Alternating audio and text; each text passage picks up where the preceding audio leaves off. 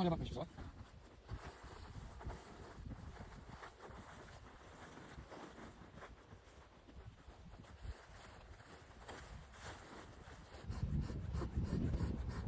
Çadır göstereyim mi?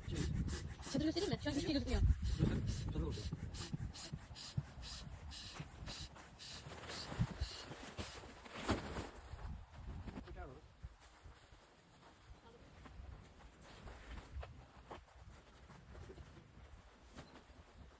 Geriye biraz. Tamam. Aşağı mı? Çadır ters mi ya?